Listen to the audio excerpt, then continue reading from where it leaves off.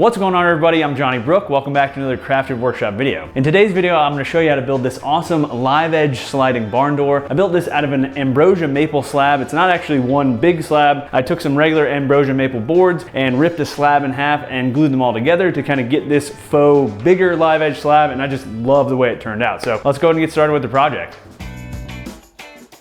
As I mentioned in the intro, I built this sliding door from a smaller slab and a few regular boards rather than using one bigger slab. And there were a few reasons I did this. First, the total cost of the lumber I used was about $350, whereas if I had used a slab big enough for this door, it would have likely cost me about $700 or even more. Also, a slab of that size would have been just really difficult to work with, would have been too big for me to move by myself, and I also wouldn't have been able to use my planer and jointer to flatten it. So speaking of which, you've seen me ripping the slab in half and flattening it on the jointer and planer up until this point.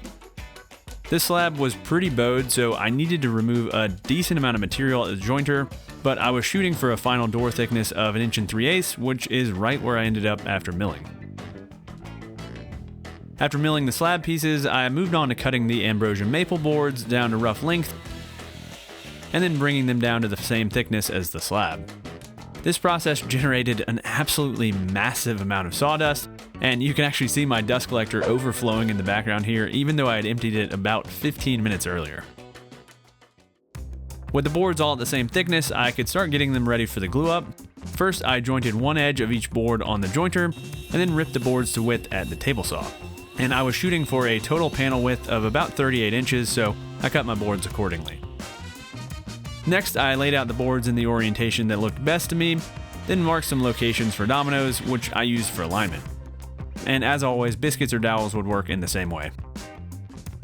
With the domino mortises cut, I glued up the door, which went really smoothly. The live edge pieces were a little bit more awkward because they didn't want to stand up on their own, but it all worked out. Also, I tried not to use too much clamping force as I didn't want to damage the live edge. I used just enough to get a nice even glue squeeze out along the full length of the seams. I scraped off the excess glue after letting the door sit in the clamps for a few hours, and then came back the next day to trim the door to final size. One tricky part of working with anything with a live edge is that there are just no square reference edges, so you kind of have to just pick your edge and go with it. In this case, I picked where one end would be cut and then marked a line parallel to that line on the other end of the slab. With the line marked out, I cut the ends with my track saw, making sure to double check my measurements after cutting the first end just to make sure things were still parallel. And have I mentioned how much I love track saws? They're just so useful for projects like this.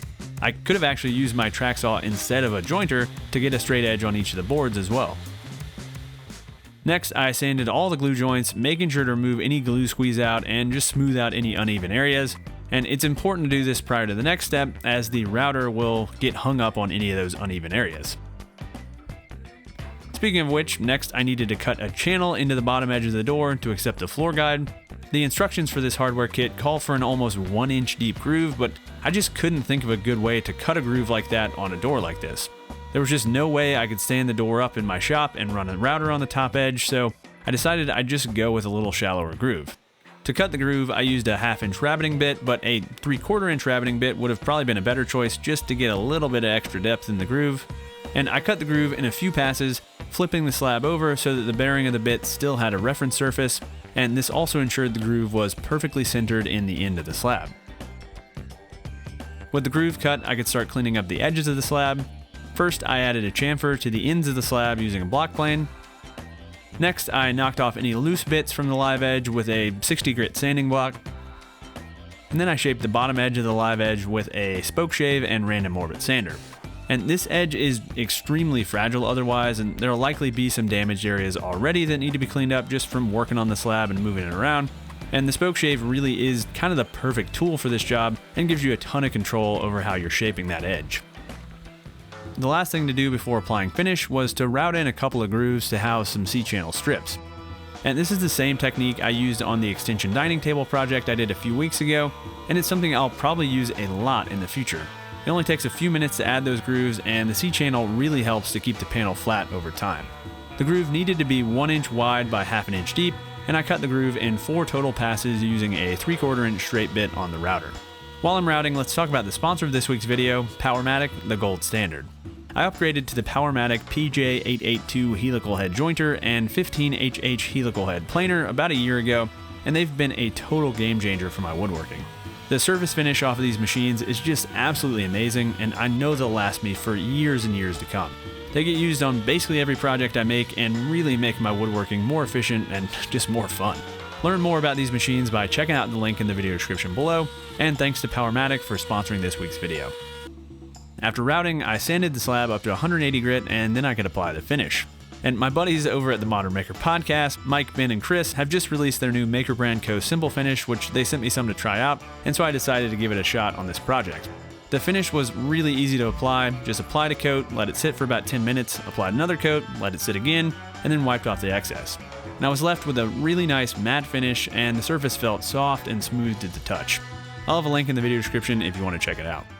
While the finish dried, I got to work on the C-channel pieces.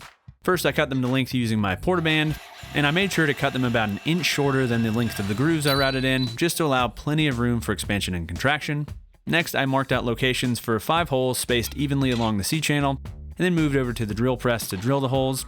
For the center holes, I drilled them just big enough for the 1/4-20 bolts I used to pass through, but on the outer holes, I drilled them oversized to allow for wood movement. Also, I made sure to use cutting fluid to help keep the bit nice and cool during drilling. With the holes drilled, I could paint the C-channel to keep it from rusting. First, I used some acetone to remove the cutting fluid and any of the other surface contaminants, and then I sprayed on a few coats of black spray paint. Once the paint had dried, I could install the strips. So first I marked the hole locations using a cinder punch, then pre-drilled the holes using a bit sized for the tapping bit I used.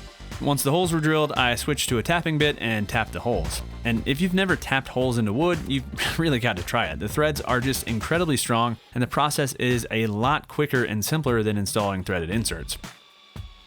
With the holes drilled and tapped, I could install the C-channel using a 3/4 inch long 1/4-20 bolt, lock washer, and flat washer in each hole location, and I tightened the bolts down with a ratchet and they were good to go. Next, I could install the hangers on the top end of the door, and these just install with a few screws, so they were easy enough. I created a little drilling jig that was exactly as wide as the slab, so that the hangers ended up perfectly centered on the ends of the slabs, and I set the hangers in about 5 inches from the edges of the slab.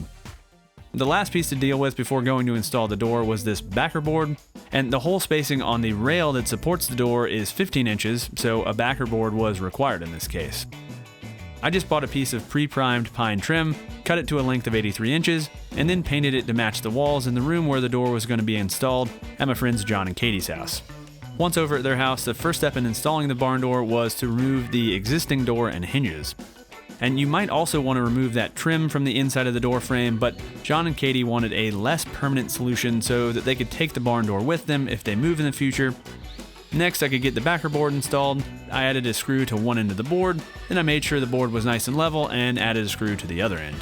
With the board in place, I just continued installing more screws, and I used 4.5 inch construction screws to install the backer board and used 2 screws in each stud, so needless to say, this thing is not going anywhere. After all the screws were added, John filled the screw holes with spackling and then painted the spackling to match the rest of the board.